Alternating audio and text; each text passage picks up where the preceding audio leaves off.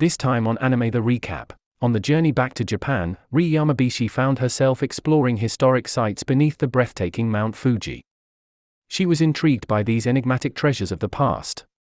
However, soon she realized that this expedition would bring her face to face with an unexpected character from her past, her dear friend Uomini, with whom she had spent time at the orphanage. The peace of the moment was disturbed shortly after Rie returned to her own country when a gang of American operatives tried to kidnap her. Allegedly being kidnapped, Rie was surprised when the mysterious Spriggan showed up out of nowhere. The two of them luckily formed a team to take on an imposing rival, Koichi Moroha, a senior officer in the SVR Far East Division. Moroha made the startling discovery that he was a member of a family that had been renowned priests of the Venerable Shrine of Fire for countless years. The Moroha family had possessed tremendous power for generations, managing Mount Fuji's irregular volcanic activity. However, Moroha's plans had taken an evil turn as he desired to awaken the Flame Serpent. Betraying his allegiance, he attempted to escape the Russian government's constraints in his never-ending quest for absolute power, nearly causing the end of the world. Rie and the Spriggan were caught in a dangerous race against time, embarking on a perilous adventure full of revelation and danger. Their determination was to stop Moroha's evil schemes from materializing. During their battles, Rie learned an astounding revelation. The mysterious Spriggan and her devoted friend Uomini were the same person. Yu had kept this hidden identity because of a deep obligation to defend Rie and the rest of the world from Moroha's evil plans. The Spriggan summoned power from untapped sources during the decisive battle, displaying abilities and capabilities that defied logic. Rie and Yu stood together against Moroha's evil with unwavering cooperation and fortitude, successfully stopping his ambitious plans in an epic fight. They prevented the release of the Flame Serpent, sparing the world from impending doom. In the midst of their struggles, Rie made the startling discovery that Uomini and the mysterious Spriggan were the same. Yu had been hiding his true identity to protect Rie and the rest of the world from Moroha's evil plans.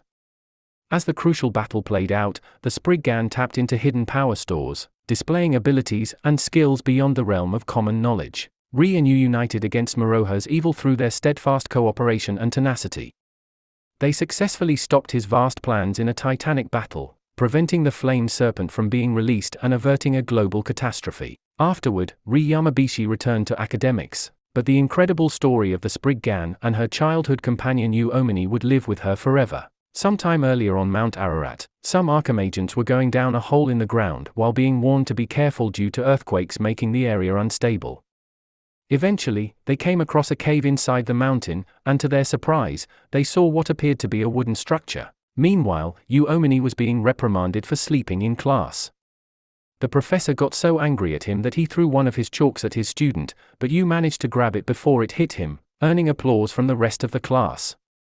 Later, one of his classmates called Yu an eternal truant and couldn't believe he came back to school only to sleep through class. At first, Yu promised to be in class the next day, but unfortunately, his cell phone alerted him to a message from Arkham, and he had to return to headquarters immediately. On the plane, Yu was debriefed on his current mission and was told by Director Yamamoto that Noah's Ark had been found. They had been conducting a long-term survey of Mount Ararat with permission from the Turkish government. 3 years earlier, there was an observation of muon particles, which led to the discovery of an unnatural cave formation. Inside, they found the hull of a ship buried in the bedrock. Yu wondered why he hadn't heard about this earlier, and the director explained that everything related to the Ark is top-secret information, and Yu wasn't part of Arkham 3 years ago. Yu pointed out that when news of the Ark's existence is revealed, it will be an even bigger shake-up for academia than the ruins of Troy. The director stated they can't let that happen, especially since a new message plate was found 2 weeks earlier. It was embedded in the outer cladding of the ship and written in ancient Hebrew, stating, "Noah bestows graces upon all living things. Noah brings destruction to all living things." They didn't fully understand its meaning, but they inferred that Noah's Ark possesses two opposing powers, grace and destruction, which could be dangerous depending on how it's used. Upon landing, Yu was provided with a new weapon.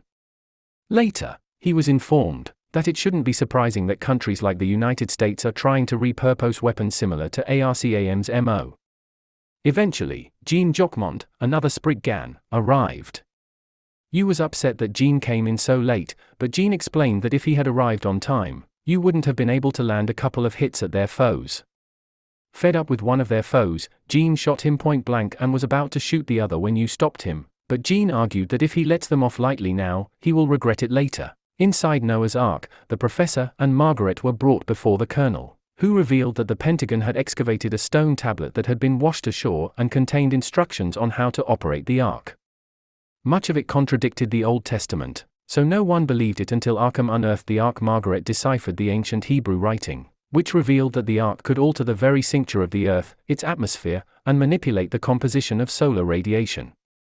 In essence, Noah's Ark was a terraforming device. As Gene and you went to stop the colonel, they discovered not just dinosaurs inside the Ark but also other unknown creatures frozen in time. Gene took the professor and Margaret for medical attention, while you faced off against MacDougall. In the end, they managed to stop the Ark, but MacDougall activated the self-destruct mode, causing the Ark to crumble to dust. You was rescued by Gene, who appreciated that you had a softer side. Agent Cooper and the rest of his platoon find themselves in a mysterious forest, and through their comms, they receive a message stating that they have deviated from their assigned route. They are instructed to return immediately to grid point 590 to 550. One of the platoon members seeks confirmation about their return, but the transmission begins to break, and soon tree roots start growing out of the soldier's mouth and eyelids. He uncontrollably shoots his weapon, hitting one of his comrades, causing chaos. Eventually, they all fall victim to a malevolent spirit and get wiped out. Earlier, Director Yamamoto warned you to be cautious and not venture too deep into the forest. He advises the Spriggan not to follow orders blindly and stresses the importance of being careful. The director reveals that 2 days ago, the Arkham Corporation sent a platoon into the same forest, and they lost all contact with them. Agent Cooper was leading that team, but they vanished without a trace, making it the third team sent to the forest by headquarters, none of whom returned alive.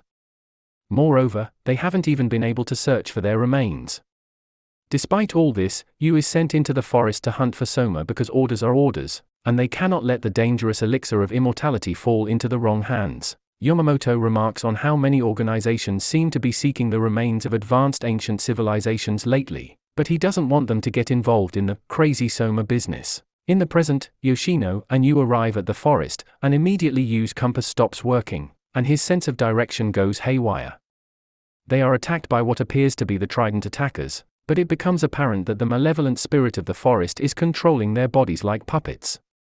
They continue deeper into the forest, unaware that someone is watching them. Eventually, they reach what seems to be Trident's abandoned base camp, which was used until a few days ago. Further along, they encounter the malevolent demon.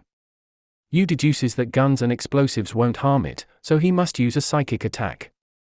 The pictures Yoshino took of the tablet are rendered worthless as the main ingredient for Soma, the ambrosia plant, has gone extinct due to rapid climate change. Therefore, it's impossible to produce Soma in the modern day.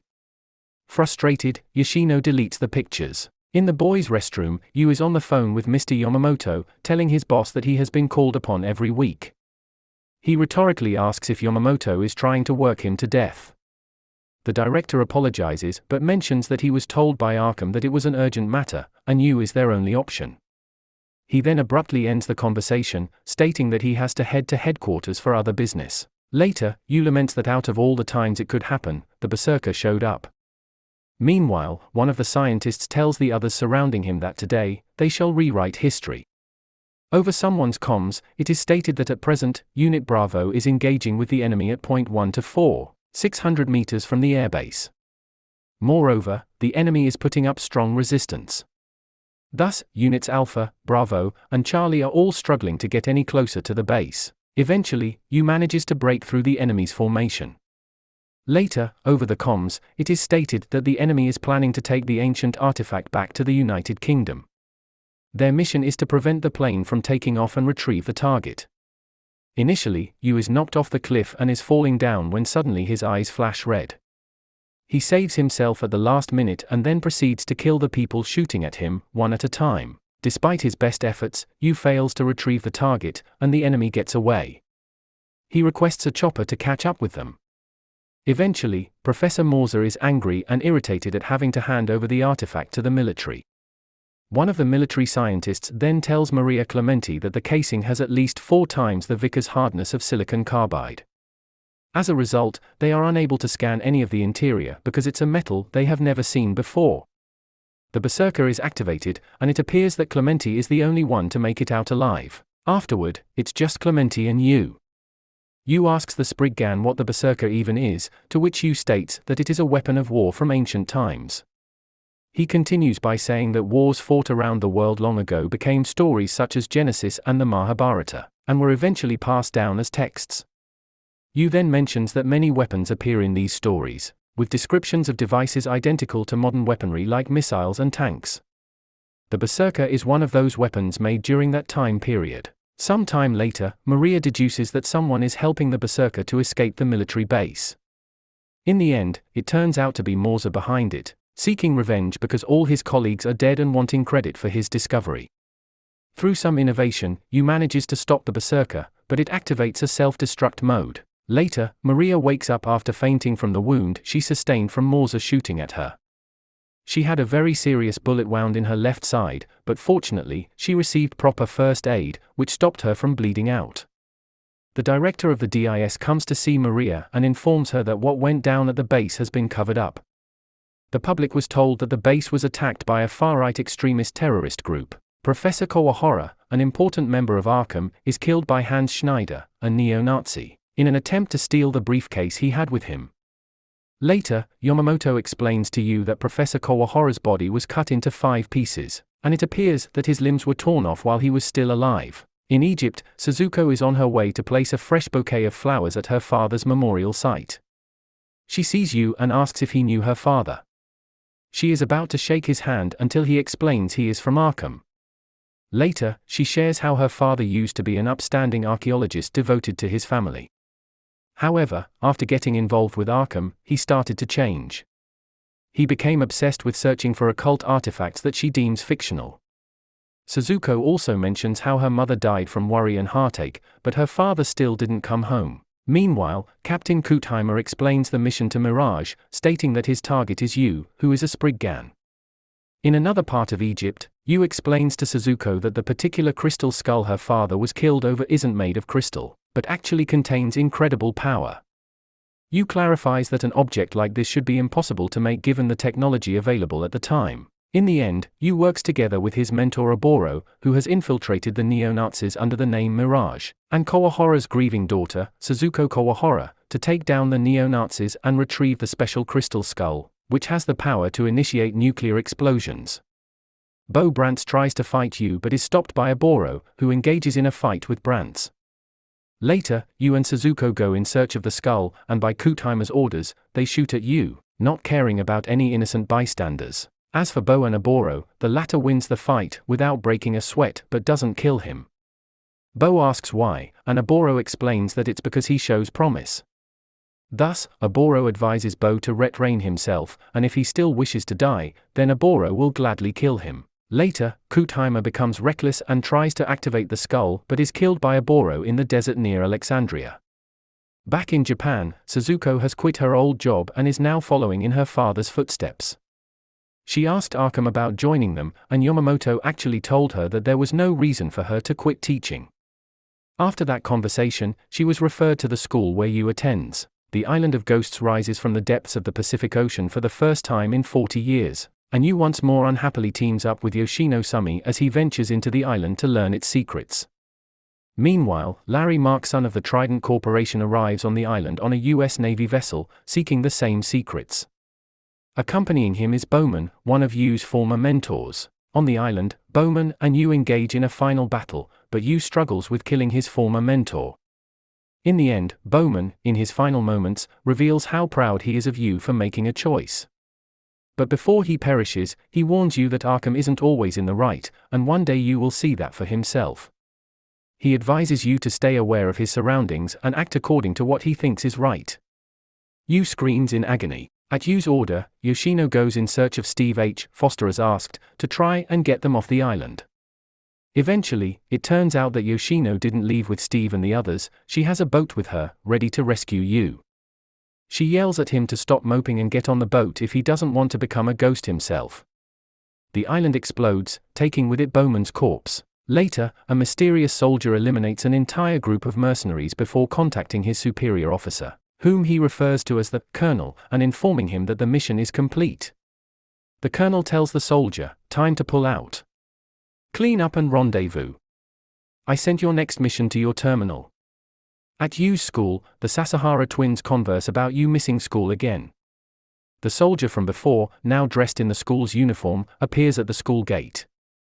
As Yu's photo appears on his screen, the Colonel tells him to assassinate number 43, also known as Yu Omini. The soldier's eyes then turn red. If you enjoy the video, please subscribe to see more anime recaps.